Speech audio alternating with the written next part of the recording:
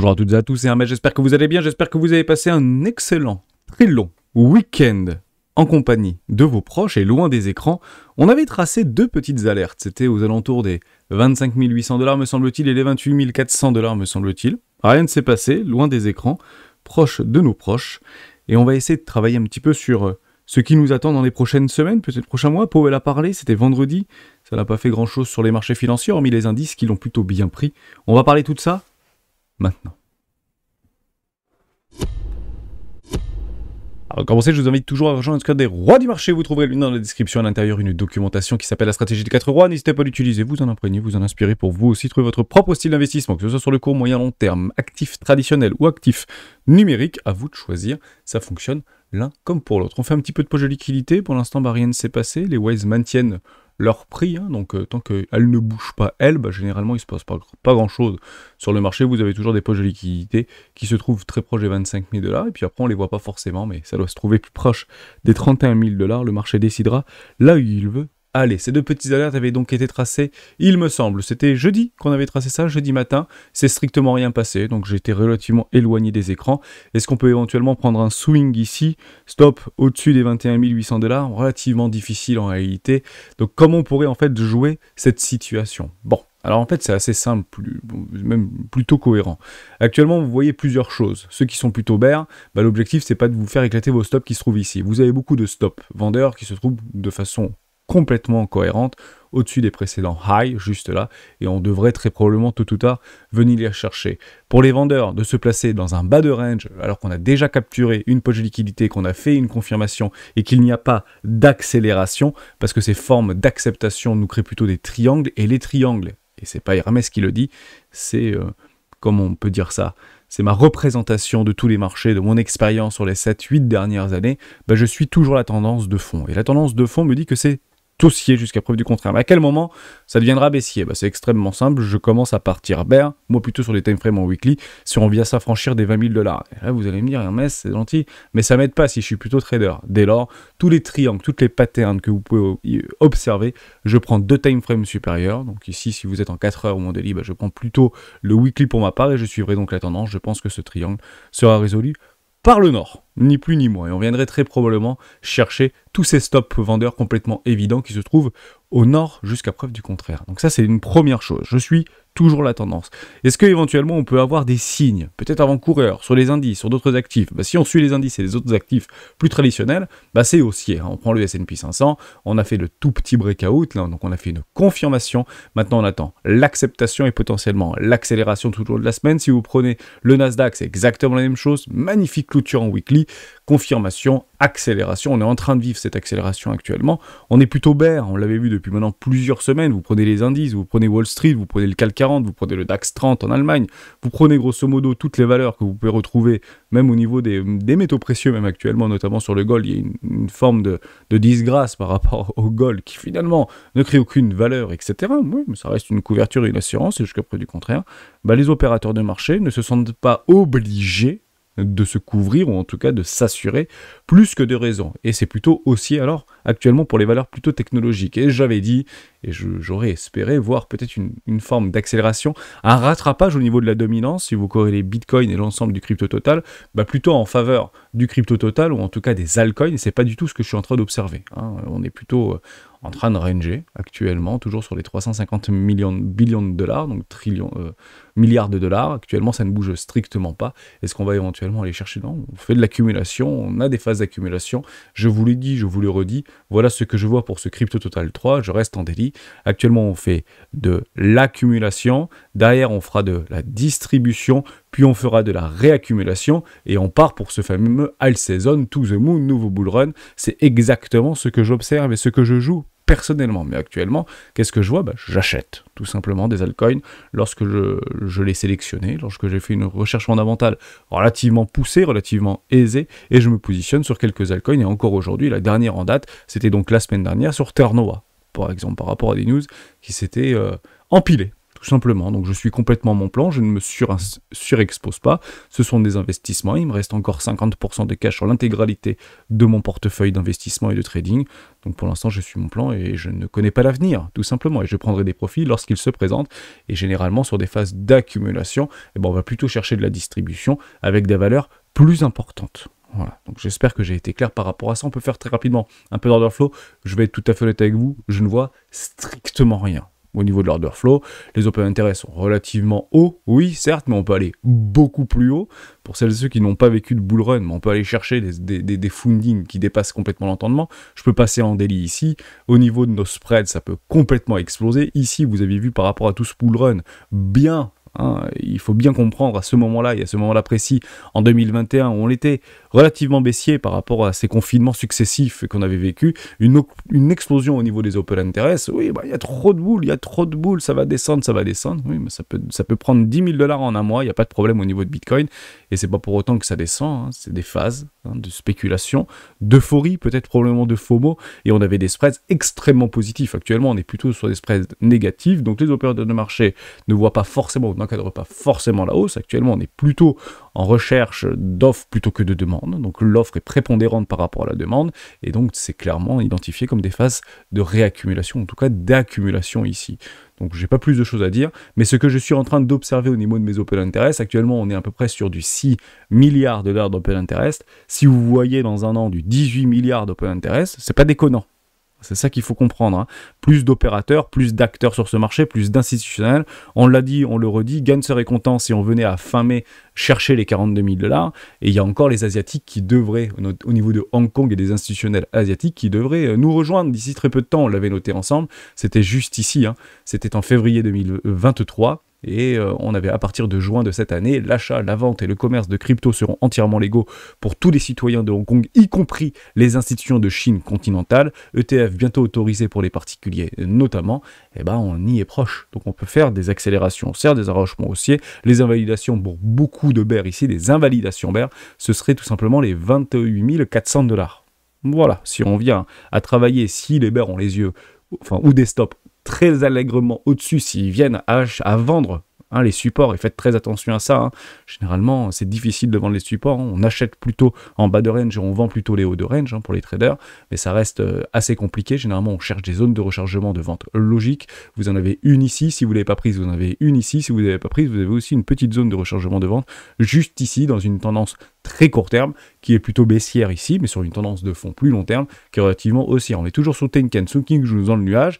Donc, actuellement, en daily, on est dans la neutralité, dans l'indécision. Généralement, on ne prend pas de play. On ne traite pas dans un nuage. Généralement, on traîne sur les extrêmes. Donc, soit vous prenez des ventes au-dessus du nuage, soit vous prenez des achats plutôt sur les SSB notamment, et sur des confluences que vous pouvez avoir sur le premier arrêt, notamment les fameux 25 000 $, qui pour ma part, je pense qu'on devrait les exploser si on devait y venir.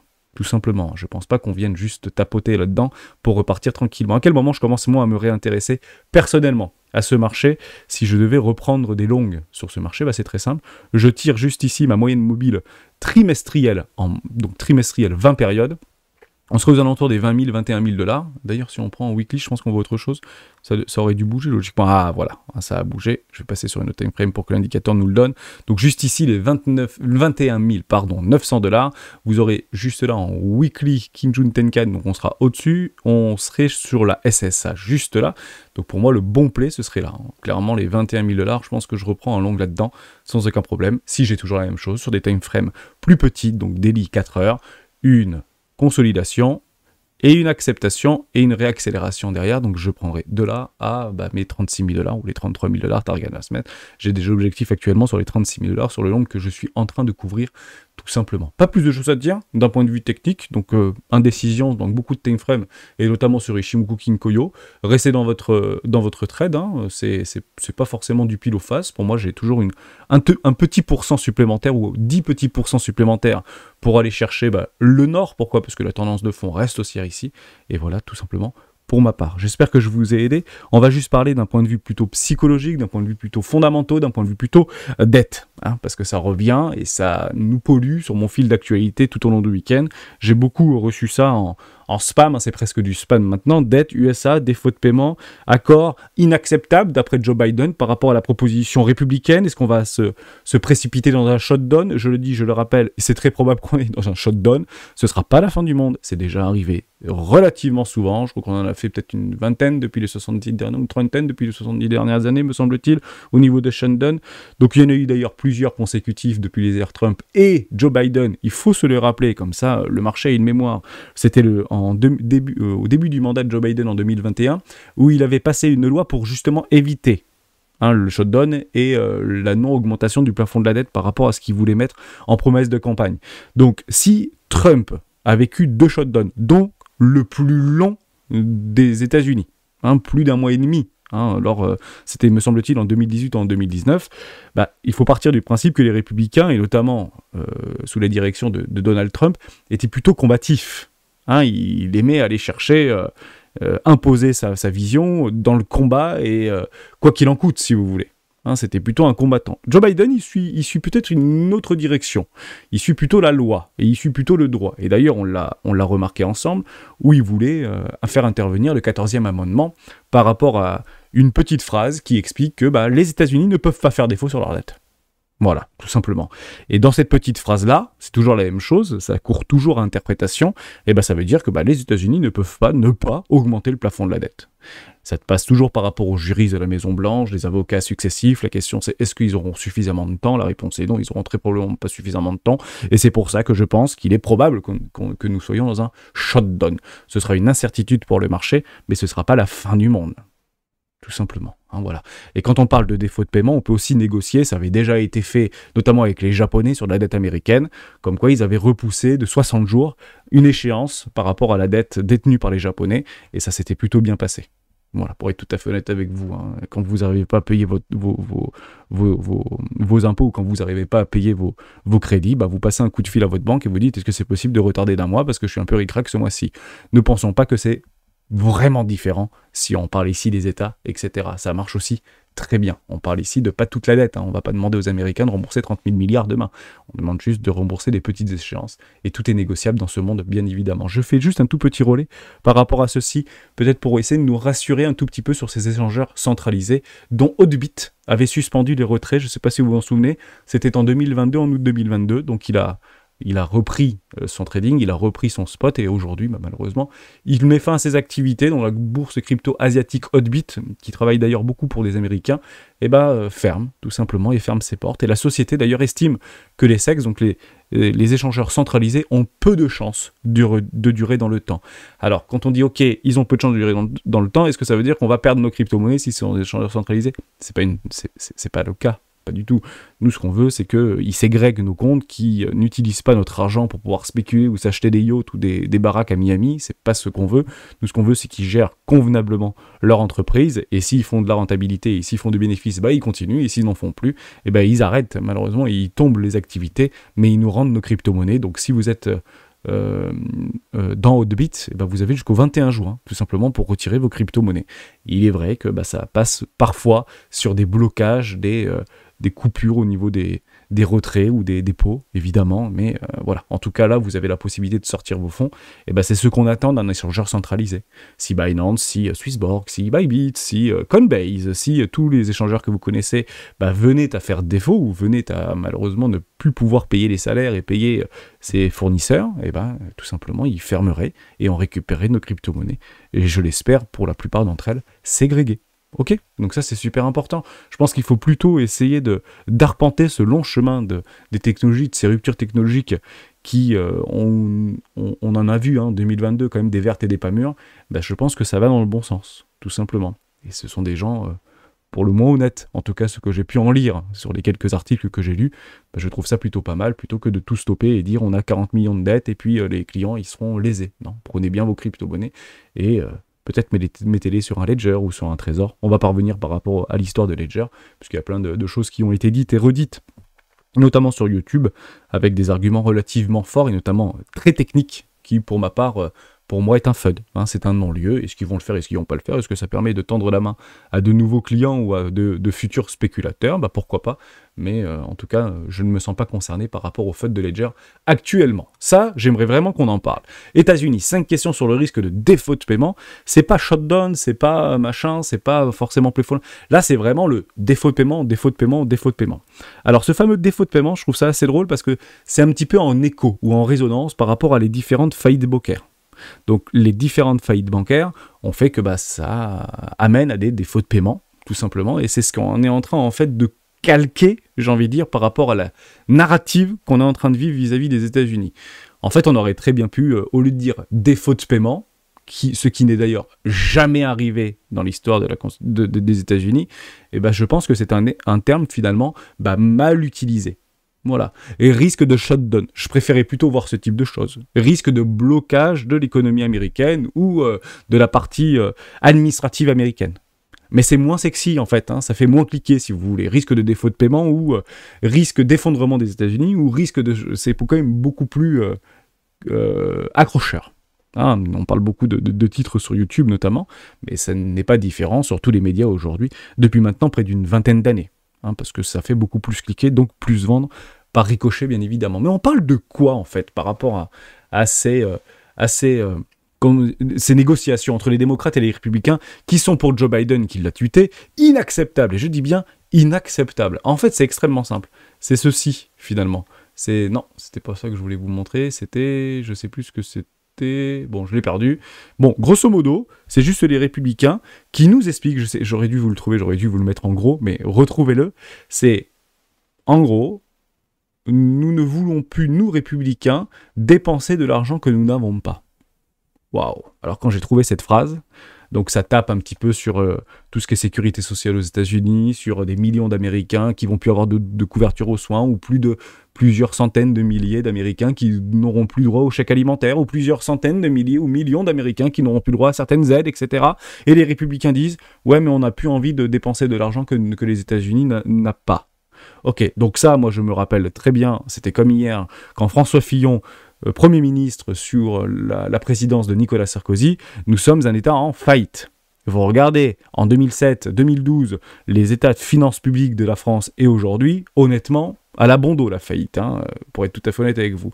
Donc ça, c'est une musique qu'on nous bassine depuis 30 ans. Donc ça ne change pas. C'est toujours la même chose. Est-ce qu'il faut donc l'intégrer par rapport à ce peut-être accord ou non-accord qui aura lieu, comme quelque chose de cataclysmique, quelque chose de nouveau? Non, ça fait 30 ans qu'on abassine la même chose, pour être tout à fait honnête avec vous.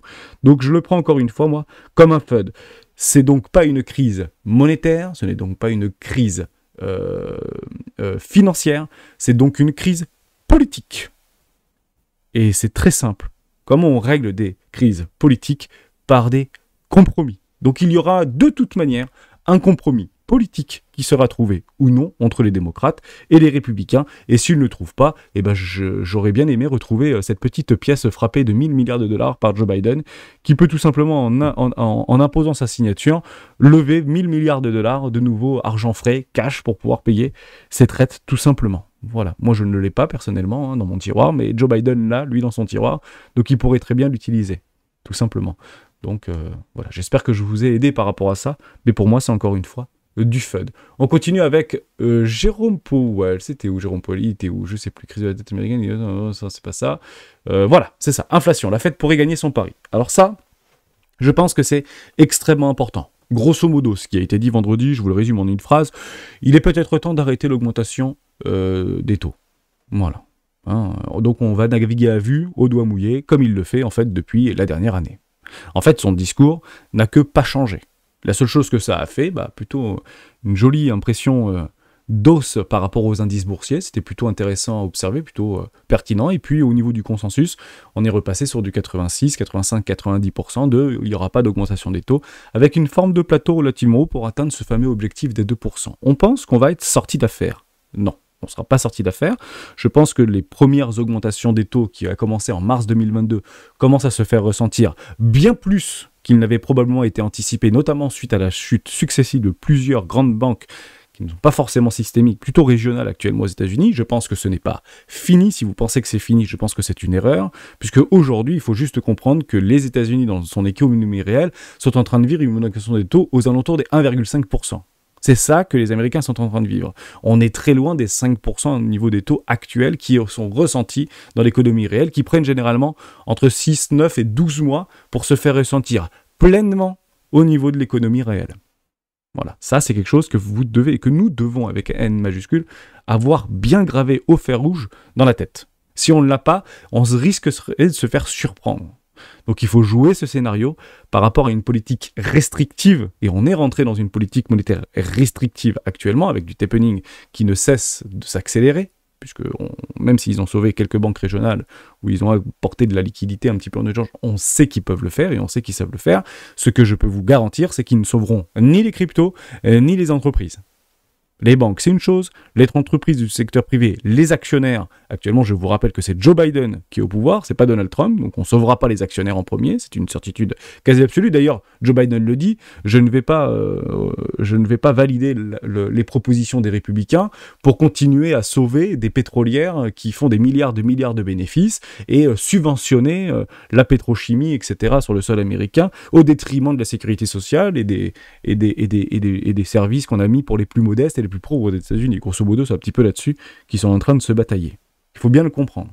Donc actuellement, il faut juste bien savoir que d'ici à novembre 2024, si Biden ne venait pas à refaire un second mandat, évidemment, ce sera plutôt contre les actionnaires, donc très probablement contre les cryptoactifs, mais ça, c'est pas une surprise, ou c'est pas une nouvelle pour personne, mais grosso modo, voilà, c'est dans cet état d'esprit qu'il faut rester, sur une forme de compression, de contraction au niveau des États-Unis, de l'économie américaine, je pense, par rapport à l'année du réel. Et il en a encore sous le pied, en fait, Powell. Pourquoi il en a encore sous le pied? Parce qu'on a un emploi fort. Et posez-vous cette question. Si jamais ça commence à coincer, mais pour lui, ce sera pas grave. Si on commence à voir le marché décrocher au niveau des indices, ce ne sera pas grave. Pourquoi? Parce que ça a été anticipé. Mais ça n'a pas été anticipé par le monde. Ça a été anticipé par Powell lui-même. Il n'est pas contre voir quelque chose comme ça. Pour lui, ce serait tout simplement un retracement normal. Pourquoi? Parce que si vous commencez à avoir une explosion au niveau du chômage, automatiquement, ça veut dire que les entreprises doivent faire des économies, avec des plans sociaux. Et actuellement, on voit que le taux de chômage est résilient aux États-Unis. Vous avez d'ailleurs le taux de chômage cette semaine, ce sera, je ne sais plus où, c'est où le taux de chômage? Non, c'est la semaine prochaine. On a le PCE Core, d'ailleurs, ce sera à 14h30 vendredi. Mais vous en avez encore sous le pied. Il le veut, son million de chômeurs de plus, lui. Vous comprenez? Donc on peut voir une accélération de la dégradation au niveau de l'économie américaine. Donc, par ce biais, une dégradation au niveau de tout ce qu'on était en train d'observer vis-à-vis de Gourou par rapport aux bénéfices futurs au niveau de l'entreprise, qui pour l'instant sont encore extrêmement hauts, et qui ne sont donc pas actuellement anticipés par le marché, puisque le marché anticipe encore un pivot. Eh oui, un pivot. Si le pivot a dégradation au niveau du dollar, et c'est clairement ce que Jérôme Powell ne veut pas, mais qui sait qui a les clés de la maison à part Jérôme Powell? Eh oui. Donc il faut bien le garder en tête, et il faut bien le scénariser. La question à se poser, elle est extrêmement simple. D'ailleurs, j'ai pas mal de commentaires dans ce sens-là. Sommes-nous, oui ou non, en plein déni? C'est ça la question qu'il faut se poser. Est-ce qu'on est en plein déni de réalité par rapport à cette année de la réalité, par rapport aux bénéfices potentiellement vus par beaucoup d'opérateurs de marché, d'analystes, je ne parle pas d'économistes, bien évidemment. Est-ce que nous sommes, oui ou non, actuellement en plein déni? Si oui, le retour aux fondamentaux et le retour à la réalité sont toujours brutaux. Voilà. J'ai donc décidé de le subir. La seule chose que j'espère, c'est d'avoir pris des profits lorsqu'ils se présentent, s'ils venaient à se présenter. Dès lors, qu'est-ce qu'on peut attendre sur Bitcoin? C'est assez simple en fait. Ce qu'on pourrait attendre sur Bitcoin, hop, je vais juste laisser ça comme ça. Moi, je le vois plutôt comme ça. D'ailleurs, à très court terme. On pourrait faire exactement la même fractale que précédente et de faire ceci. Est-ce que ça, c'est délirant, ça? C'est pas du tout délirant, un truc un peu comme ça, là. Voilà. Ceci. Voilà. Non, c'est boule. Non, c'est bear. Non, c'est boule. Non, c'est bear. On irait chercher nos objectifs. Peut-être les 30 000, 33 000, 36 000, 40 000 $, pourquoi pas. On viendrait chercher tout le monde. Et puis derrière, on pourrait repartir pour aller chercher peut-être une énorme 2 et pour repartir dans un bull run d'ici fin 2024, début 2025. Actuellement, la tendance jusqu'ici, quand on la regarde comme ça et quand on dézoome, bah, elle reste complètement haussière. On fait des creux toujours plus hauts que les précédents et des hauts toujours plus hauts que les précédents, tout simplement. Ce serait à peu près ça, quoi. Ce serait plutôt pas mal. C'est une fractale, comme si ça s'était arrivé il y a 3 mois, quoi. Non, les gens, ils voient plutôt ça et ça. Moi, je vois pas du tout ça et ça, hein, personnellement. Mais c'est pas complètement impossible, hein. Vous savez, je suis pas surexposé sur ce marché et je vous invite à ne pas l'être non plus. Dernière petite chose, donc on le subira si les fondamentaux, bien évidemment, reviennent à la réalité et de façon plutôt brutale. Et les indices, généralement, donnent le play et le dollar devrait très fortement augmenter. Actuellement, tout le monde reste dans leur range, notamment au niveau du dollar index. On peut très bien les retrouver, notre fameux premier arrêt juste ici. On l'avait déjà tracé il y a très longtemps. Je vais revenir ici et je vais me dire par rapport au DXY, c'est quelque chose qu'on avait fait. La fractale est plutôt sympa d'ailleurs, hein. Vous voyez, on avait fait ça, on était par là, on irait chercher le premier arrêt, derrière on irait chercher les lots, c'est exactement ce qu'on a fait. Le signal a potentiellement été donné avec une forme de réintégration, on peut revenir chercher le premier arrêt. La question est de savoir, c'est est-ce qu'on est en range, on distribue et on continue plus bas, ou même ce type de choses, on n'est pas du tout la moindre idée, ce qui serait plutôt bon pour les indices et plutôt bon pour le Bitcoin et l'ensemble des crypto-monnaies, ou est-ce qu'au contraire, il faut juste comprendre que Powell en a encore largement sous le pied, augmentation au niveau du chômage, et on reste avec des taux relativement hauts qui donnera en fait de la légitimité, de la force au niveau du dollar. Le dollar reste roi, on évite de penser qu'on est en pleine dédollarisation et que plus personne ne va utiliser le dollar en un claquement de doigts. Ça se fait pas comme ça, hein, bien évidemment. Vous avez quand même quelques contrats qui sont sur 7 ans, sur 10 ans, donc c'est pas demain la veille qu'on arrêtera de commercer en dollars, bien ce que on peut essayer de nous faire croire, hein, c'est pour moi que du FUD, encore en tout cas à ce stade. Derrière on pourrait voir ce type de choses, et puis là il faudra bien sûr s'accrocher, puisque je pense que Bitcoin ne sera pas très loin de ses lots historiques. Donc 16 000 $, 15 000 $, voire peut-être plus bas, s'il y a des fêtes qui continuent à s'accentuer. Dernière petite chose que je voulais vraiment vous parler, est-ce qu'on peut y aller, est-ce qu'on peut éventuellement l'encadrer, est-ce qu'on peut le scénariser? Moi c'est comme ça que j'essaye de compléter mon scénario et ma représentation psychologique, c'est vis-à-vis du G7 par rapport à Emmanuel Macron. Bon, Emmanuel Macron fait la promotion de son nouveau pacte financier mondial. Alors vous pouvez mettre tout ce que vous voulez dedans, qu'est-ce que c'est ce nouveau pacte financier mondial? On va juste aller en bas, c'est ceci qu'il a dit. Voilà, en tout cas c'est ceci qu'il a dit, qui retient et que BFM TV a repris. Nous n'avons pas à choisir entre la lutte contre la pauvreté et la lutte contre le climat et la biodiversité, a-t-il plaidé. La transition juste est la seule réponse, et elle suppose donc un choc concessionnel et une mobilisation plus forte de l'ensemble de nos instruments. C'est le seul moyen d'éviter une division du monde, a-t-il encore insisté, relevant que de plus en plus de pays du Sud ont le sentiment qu'on leur demande de faire des efforts climatiques alors qu'on ne les a pas suffisamment aidés pour lutter contre la pauvreté. C'est quoi? Les instruments, l'ensemble de nos instruments, parce qu'en fait le seul mot qu'il faut relever là-dedans, c'est ce truc-là. Dans tout son discours, c'est mobilisation forte de l'ensemble de nos instruments ou de nos instruments. Je vais vous donner, moi, 3 instruments, mettez-les-moi dans les commentaires si vous avez d'autres instruments que un État ou un consortium d'États, G7, G20, etc., pour éventuellement utiliser pour pouvoir donner une réponse rationnelle et légitime par rapport à ce grand plan de nouveau pacte financier planétaire. Bon, moi j'en vois 3. Le premier, c'est impôts et taxes. Voilà, un instrument que détient un État, c'est les impôts, c'est lever de l'impôt et générer des nouvelles taxes. Voilà, donc en fait, dans son super grand plan, c'est augmenter les taxes et les impôts. Voilà, ça c'est la première chose. La deuxième chose qu'ils ont, d'un point de vue étatique, et qui peut éventuellement être institutionnalisé, c'est la monnaie dette.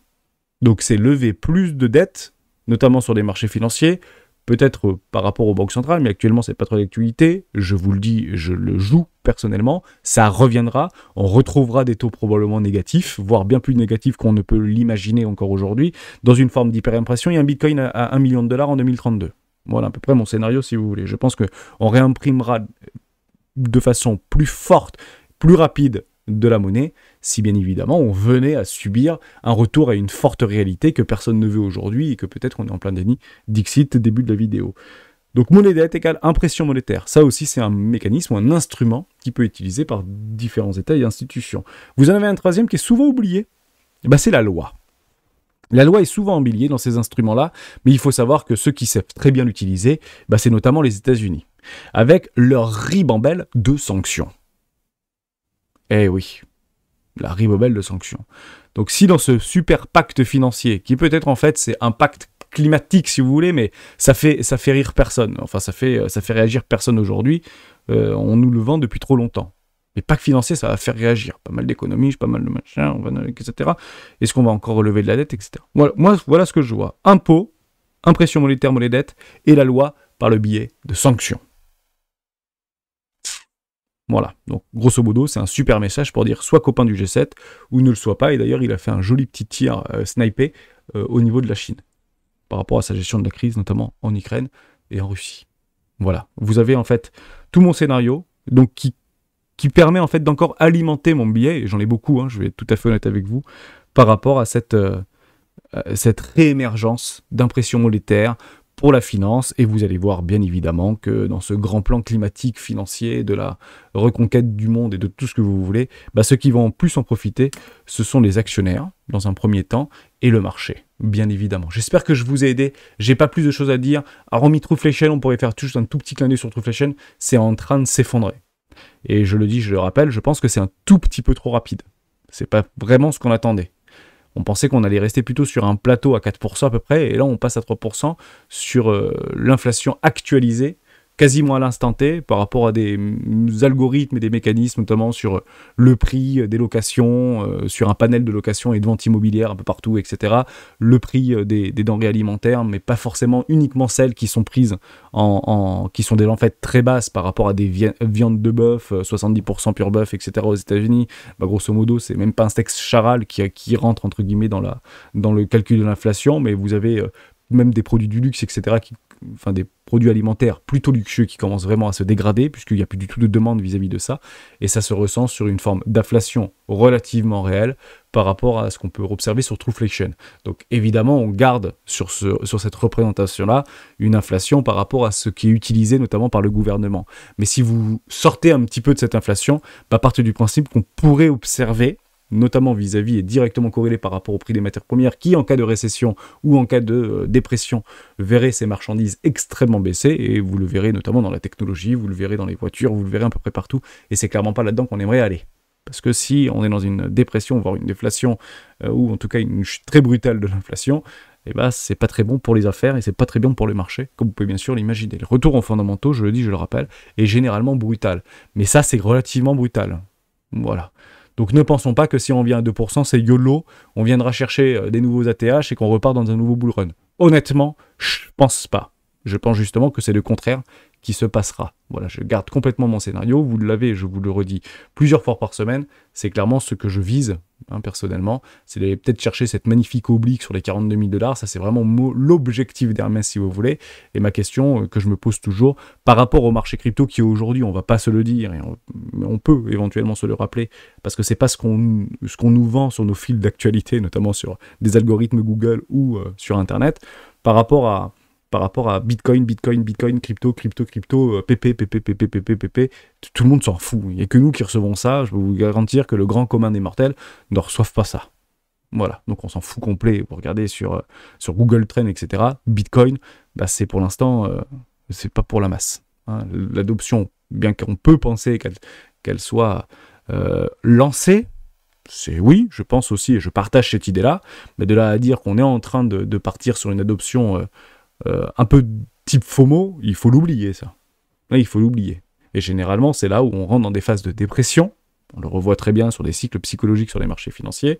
Et je ne pense pas qu'on soit à l'aube d'un énorme bull run. En tout cas, c'est toujours la même chose. Rien ne l'indique. Rien ne l'indique. D'ailleurs, une toute petite chose par rapport à du plus court terme. Voilà. Donc ma question, c'est est-ce qu'on tient les précédents bottoms de marché sur les 16 000 $ ou les 20 000 $? C'est ça ma grande question. Est-ce que ces fameux 20 000 $ tiennent? Je rachèterai sur ces niveaux de prix et je garderai du cash s'il venait à ne pas tenir, comme vous pouvez bien sûr l'imaginer. Ça, c'est pas quelque chose que je vais enlever de mon esprit. Mais ce sera peut-être catalysé par un espèce de Black Swan, comme on l'avait vécu notamment en mars 2021, où les bottoms avaient tenu, ne nous trompons pas, hein. On n'était pas très serein, mais ça avait plutôt bien tenu par rapport aux bottoms qui avaient été initiés tout au long du printemps 2019, tout simplement. Et je pense que ce printemps d'ailleurs 2023, pour ma part, n'est pas fini. Je voulais juste finir sur quelque chose. C'était quoi sur du plus court terme? Moi, je ne le sais plus. Bon, c'est pas très très grave. On en reparlera éventuellement demain si j'arrive à m'en souvenir. J'ai pas plus de choses à vous dire. J'espère que je vous ai aidé. J'espère que vous avez vraiment, encore une fois, pu profiter de vos proches. Et on se retrouve demain dans une prochaine vidéo des rois du Bitcoin. Ciao!